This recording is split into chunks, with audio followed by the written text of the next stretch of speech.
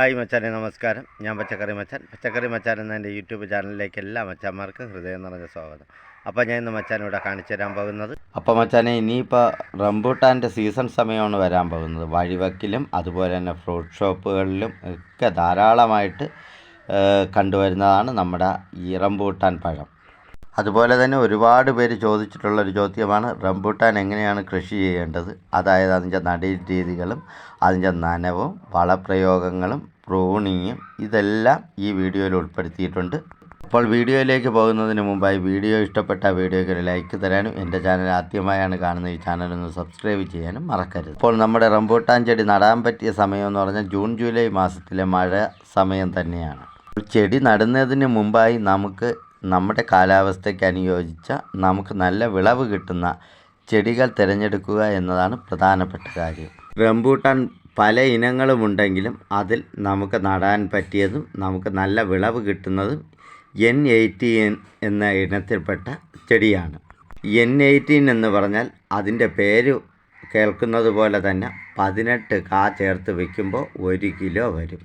അപ്പോൾ നല്ല വെയിറ്റും അതുപോലെ തന്നെ നല്ല ടേസ്റ്റും മധുരവുമുള്ള പഴമാണ് നമ്മുടെ N80 എന്ന് പറയുന്നത്. അപ്പോൾ നല്ല വെയിറ്റിലും നല്ല വിളവും നമുക്ക് കിട്ടണമെങ്കിൽ നമ്മൾ നടേണ്ട രീതിയും കൂടി പ്രധാനമായി ശ്രദ്ധിക്കണം. അപ്പോൾ ഈ N80 ഒക്കെ നടുമ്പോൾ ഏറ്റവും കൂടുതലായിട്ട് നമ്മൾ ശ്രദ്ധിക്കേണ്ടത് ചെടികൾ തമ്മിലുള്ള ഇടയകലമാണ്.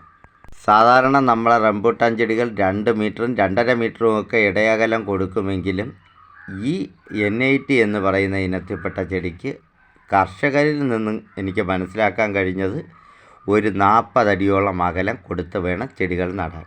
ഇത് 2 ചെടികൾ തമ്മിലുള്ള അകലവും 40 അടി ഉണ്ടാവണം. അതുപോലെ തന്നെ 2 വരികൾ തമ്മിലുള്ള അകലവും 40 അടി ഉണ്ടാവണം. എങ്കിൽ മാത്രമേ N80 എന്ന് പറയുന്ന ഇനത്തിന് നല്ലതുപോലെ വെയിലടിക്കുകയുള്ളൂ. നല്ലതുപോലെ സൂര്യപ്രകാശം അതിൻ്റെ ശിഖരങ്ങളിലെത്തുകയും ഇലകളിലെത്തുകയും ചെയ്യുന്നതിലൂടെയാണ് ധാരാളം കായ്കൾ ഉണ്ടാവുന്നത്. അതായത് നമ്മുടെ റംബൂട്ടാൻ ചെടിക്ക് നല്ല സൂര്യപ്രകാശവും കിട്ടണം, നല്ല നനവും കിട്ടണം, അതുപോലെ തന്നെ നല്ല ജൈവവളങ്ങളും അതിന് ചേർത്ത് കൊടുക്കണം. അല്ലാതെ N18 ആണെന്നും പറഞ്ഞും കൊണ്ട് 4 പ്ലാവുകളുടെയും 4 തെങ്ങുകളുടെയും ഇടയ്ക്ക് കൊണ്ടുവന്ന് റംബൂട്ടാൻ കൃഷി ചെയ്ത് കഴിഞ്ഞാൽ നമുക്ക് നല്ല വിളവ് കിട്ടില്ല. അപ്പോൾ ചെടി നടുമ്പോൾ ഉണങ്ങിപ്പൊടിഞ്ഞ ചാണകപ്പൊടി, അതുപോലെ തന്നെ ആട്ടുംകാഷ്ടം, കോഴിവളം ഇവയെല്ലാം മിക്സ് ചെയ്ത് നമ്മൾ കുഴി നിറച്ചതിന് ശേഷം നടുന്നതാണ് ഏറ്റവും നല്ലത്. 1 മീറ്റർ നീളവും 1 മീറ്റർ വീതിയും 1 മീറ്റർ താഴ്ചയുമുള്ള കുഴികളെടുത്ത ശേഷം അതിൽ ഉണങ്ങിപ്പൊടിഞ്ഞ ചാണകപ്പൊടിയും ആട്ടുംകാഷ്ടവും കോഴിവളവും മിക്സ് ചെയ്ത് അതോടൊപ്പം മേൽമണ്ണും കൂടി മിക്സ് ചെയ്ത് കുഴി നിറച്ചതിന് ശേഷം ചെടികൾ നടുന്നതാണ് ഏറ്റവും നല്ലത്. അതുപോലെ തന്നെ നമ്മളെ ചെടിക്ക് താങ്ങുകൾ വളരെ അത്യാവശ്യമാണ്. ചെടികൾ നല്ലതുപോലെ വളർന്നു വരുന്നതിനും അതുപോലെ തന്നെ ചെടികൾ മറിഞ്ഞു വീണ് നശിച്ചു പോകാതിരിക്കാനും വളരെ നല്ലതാണ്. പിന്നെ നമ്മൾ താങ്ങുകാൽ കൊടുക്കുകയാണെങ്കിൽ ചെടികൾ സ്ട്രെയിറ്റായിട്ട് നിന്ന് നല്ലതുപോലെ വളരും. ഇനിയൊരു പ്രധാനപ്പെട്ട കാര്യമെന്ന് പറഞ്ഞാൽ നമ്മുടെ റംബൂട്ടാൻ ചെടിക്ക് കീടബാധയും രോഗബാധയും കൂടുതലായി കണ്ടുവരാറുണ്ട്. അതുപോലെ തന്നെ ചെടിയുടെ കൊമ്പുകൾ കോതുന്നതിലാണ് ഏറ്റവും കൂടുതൽ പ്രാധാന്യം കൊടുക്കേണ്ടത്. സമയത്ത് ചെടിക്ക് കൊമ്പ് കോതി കൊടുത്തില്ല എന്നുണ്ടെങ്കിൽ ചെടികൾ വളരെ പൊക്കത്തിലേക്ക് സ്ട്രെയിറ്റായിട്ട് വളർന്നു പോകും. അങ്ങനെ സ്ട്രെയിറ്റായിട്ട് വളർന്നു കഴിഞ്ഞാൽ ഇതിൽ കായ് പിടുത്തം വളരെ കുറവായിരിക്കും. ഇങ്ങനെ സംഭവിക്കാതിരിക്കാൻ നമുക്ക് റംബൂട്ടാനെ ഒരു അംബർല ഷേപ്പാക്കി എടുക്കണം. ഇതിനായി റംബൂട്ടാൻ ഒത്തി വളർന്ന ശേഷം അതിൻ്റെ തലപ്പറ്റത്തൊരു കയറ് കെട്ടുക, ആ കയറിൻ്റെ മററ്റത്തൊരു കല്ല് കെട്ടുക, എന്നിട്ട് ഇതിനെ വളച്ച് അംബർല ഷേപ്പിലാക്കി നിർത്തുക. അതിനുശേഷം അതിൻ്റെ പുതിയ ശാഖകൾ വരുമ്പോൾ അതിൻ്റെ തലകൾ പ്രൂൺ ചെയ്ത് കൊടുക്കുക. ചെയ്യുമ്പോൾ വലിയ ബുദ്ധിമുട്ടൊന്നുമില്ലാതെ തന്നെ നമുക്ക് ചെടിയെ ഒരു അംബർല ഷേപ്പാക്കി മാറ്റാൻ സാധിക്കും. അതുപോലെ തന്നെ നമ്മൾ പ്രൂൺ ചെയ്യേണ്ടത് ആഗസ്റ്റ് മാസത്തിലാണ് പ്രൂണിങ് ചെയ്യേണ്ടത്. ചെയ്യുന്നതിലൂടെ നമ്മുടെ N18 എന്ന് പറയുന്ന ചെടിയിൽ ധാരാളം ശിഖരങ്ങൾ പൊട്ടുകയും ആ ശിഖരങ്ങളിലെല്ലാം നല്ലതുപോലെ സൂര്യപ്രകാശം സ്പ്രെഡ് ചെയ്ത് കിട്ടുകയും ധാരാളം വിളവ് ലഭിക്കുകയും ചെയ്യും. ഇങ്ങനെ ചെയ്യുമ്പോൾ നമ്മുടെ ചെടിയുടെ നിലത്തോട് ചേർന്ന ഭാഗത്തു നിന്ന് സ്പ്രെഡ് ചെയ്ത് വരുന്ന ശിഖരങ്ങൾ നമ്മൾ മുറിച്ച് മാറ്റി കൊടുക്കുകയും അതുപോലെ തന്നെ ഉൽപ്പാദനക്ഷമത ഇല്ലാത്ത ശിഖരങ്ങൾ കട്ട് ചെയ്യുക, അതായത് ചില ശിഖരങ്ങളിൽ കാ പിടിക്കുന്നതേ ഇല്ല, ആ ഒരു ശിഖരങ്ങൾ കട്ട് ചെയ്ത് മാറ്റുകയും ചെയ്യണം. ഇങ്ങനെയൊക്കെ ചെയ്യുമ്പോൾ നല്ല സൂര്യപ്രകാശം ചെടിക്ക് കിട്ടുകയും നല്ല വായുസഞ്ചാരം ഉണ്ടാവുകയും ചെയ്യും. ഇതിലൂടെ നല്ലതുപോലെ ചെടികൾ വളരുകയും ധാരാളം ശാഖകൾ ഉണ്ടാവുകയും നല്ല ഉൽപ്പാദനം ചെടിക്ക് കിട്ടുകയും ചെയ്യും. ജൂൺ ജൂലൈ മാസം, അതായത് കൂടിപ്പോയ ആഗസ്റ്റ് മാസം വരെ നമ്മുടെ ചെടിയുടെ ഹാർവസ്റ്റിംഗ് സ്റ്റേജ് ഉണ്ടാവും. അത് കഴിഞ്ഞാൽ ഉടൻ തന്നെ ചെടി പ്രൂൺ ചെയ്ത് കൊടുക്കണം. മാത്രവുമല്ല, ചെടി അംബർല ഷേപ്പിലേക്ക് വരുമ്പോൾ നമ്മുടെ ചെടികളിൽ ധാരാളം കായ്കൾ ഉണ്ടാവുന്ന സമയത്ത് കിളികൾ വന്ന് നമ്മുടെ ചെടിയിലെ പഴത്തെ ഭക്ഷിച്ചുകൊണ്ട് പോകാതിരിക്കാൻ വേണ്ടി നെറ്റിട്ട് പൊതിഞ്ഞു കൊടുക്കാനും വളരെ എളുപ്പമാണ്. അപ്പോൾ റംബൂട്ടാനെ സംബന്ധിച്ചിടത്തോളം ഏറ്റവും പ്രധാനപ്പെട്ട കാര്യമെന്ന് പറയുന്നത് ചെടിയുടെ പ്രൂണിങ് തന്നെയാണ്. ഇനി കായ പിടിക്കാൻ വേണ്ടിയിട്ട് നമുക്ക് ചെടിക്ക് ചെയ്തു കൊടുക്കാൻ പറ്റുന്ന ഏറ്റവും എളുപ്പമാർഗ്ഗം എന്ന് പറയുന്നത് നനവ് തന്നെയാണ്. അതായത് ഒരു നല്ല N18 ചെടിയാണ് എന്നുണ്ടെങ്കിൽ അതിന് നമ്മൾ കുറഞ്ഞത് ഒരു 70 ലിറ്റർ വെള്ളമെങ്കിലും ആ ചെടിയുടെ ചുവട് ഭാഗത്ത് നനച്ചു കൊടുക്കണം. തീർച്ചയായും ഇത്ര അളവിൽ തന്നെ വെള്ളം ചെടിക്ക് വളരെ അത്യാവശ്യമാണ്. ഈ രീതിയിൽ നനവ് കൊടുക്കാൻ സാധിക്കുമെങ്കിൽ മാത്രമേ നമ്മുടെ റംബൂട്ടാൻ കൃഷി നമ്മൾ ചെയ്തതുകൊണ്ട് ഉപയോഗമുള്ളൂ. അപ്പോൾ ഒരു 70 ലിറ്റർ വെള്ളമെങ്കിലും നമ്മുടെ ചെടിക്ക് കിട്ടണം. അതുപോലെ തന്നെ ഡിസംബർ അവസാനത്തോടെ നമ്മൾ നനവ് നിർത്തുകയും വേണം. അതായത് നമ്മുടെ ചെടിക്ക് ആവശ്യമുള്ള ആരോഗ്യമൊക്കെ ആയിക്കഴിഞ്ഞാൽ നമ്മൾ നനവ് നിർത്തിയിരിക്കണം. അതായത് ഒരു 30 ദിവസത്തേക്ക് നമ്മൾ നനയ്ക്കാൻ പാടില്ല. അതായത് ജനുവരി മാസം ഫുള്ള് നനയ്ക്കാനേ പാടില്ല.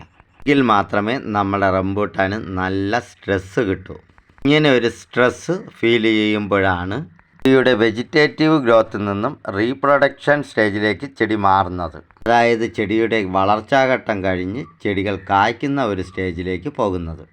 ഇനി നമ്മുടെ ചെടി പൂവിട്ട് പൂക്കൾ വിരിയാൻ തുടങ്ങിയാൽ ഒന്നിടവിട്ട ദിവസങ്ങളിൽ നമുക്ക് ഒരു 70 ലിറ്റർ വെള്ളമെങ്കിലും നമ്മളെ ചെടിക്ക് നനവ് കൊടുത്തിരിക്കണം. ഇതിനായി നമുക്ക് തടം ഒന്ന് വൃത്തിയാക്കിയ ശേഷം ആ തടത്തിലേക്ക് വെള്ളം നനച്ച് തടത്തെ നിർത്തി കുതിർത്ത് കൊടുക്കാം. അല്ല എന്നുണ്ടെങ്കിൽ തുള്ളി നനയിലൂടെ നമുക്ക് ചെടിക്ക് വെള്ളം കൊടുക്കാം. ഇത് രണ്ടും ഫലവത്തായ മാർഗ്ഗമാണ്. അടുത്തായി നമ്മളെല്ലാവരും ബുദ്ധിമുട്ടുന്ന ഒരു കാര്യമാണ് ഇതിൻ്റെ കായ പിടിച്ചു കഴിഞ്ഞാൽ ആ കായ എല്ലാം പൊഴിഞ്ഞു പോകുന്നത്. ഇതുണ്ടാകുന്നത് നമ്മളെ ചെടിക്ക് കറക്റ്റ് സമയത്ത് സ്ട്രെസ്സ് കൊടുക്കാത്തത് കൊണ്ടാണ്. കറക്റ്റ് സമയത്ത് നമ്മുടെ ചെടിക്ക് സ്ട്രെസ്സ് കൊടുത്തില്ല എന്നുണ്ടെങ്കിൽ നമ്മുടെ ചെടിയുടെ ഫ്ലവറിങ് സ്റ്റേജ് കുറച്ച് ലേറ്ററായി വരും. അപ്പോൾ നല്ല മഴ സമയത്താണ് നമ്മുടെ ചെടി പൂക്കുന്നത് എങ്കിൽ ഇതിൻ്റെ കുഞ്ഞു കായെല്ലാം പൊഴിഞ്ഞു പോകാനുള്ള സാധ്യത കൂടുതലാണ്. ഇനി അടുത്തൊരു പ്രശ്നം മണ്ണിൻ്റെ അസിഡിറ്റിയാണ്. അതായത് നമ്മൾ ആവശ്യത്തിനുള്ള കുമ്മായം മണ്ണിൽ ചേർക്കാതെയാണ് ചെടി നടുന്നത് എങ്കിൽ മഴ സമയത്ത് അധികമായിട്ട് മണ്ണിൽ അസിഡിറ്റി ഉണ്ടാവുകയും നമ്മുടെ ചെടിയുടെ പൂക്കൾ പൊഴിഞ്ഞു പോവുകയും ചെയ്യും. അപ്പോൾ എല്ലാ വർഷവും നമ്മൾ നല്ല പൊടിഞ്ഞ കുമ്മായപ്പൊടി നമ്മുടെ ചെടിയുടെ ചുവട് ഭാഗത്ത് ചേർത്ത് കൊടുക്കാൻ പ്രത്യേകം ശ്രദ്ധിക്കണം. അതിന് നമ്മൾ ചെടി നടുന്ന സമയത്ത് ആവശ്യത്തിന് കുമ്മായപ്പൊടി, അതായത് 1 കിലോഗ്രാം വരെ കുമ്മായപ്പൊടി ചേർത്ത് അതിൽ ജൈവാംശവും ചേർത്താണല്ലോ നമ്മൾ ചെടി നടുന്നത്.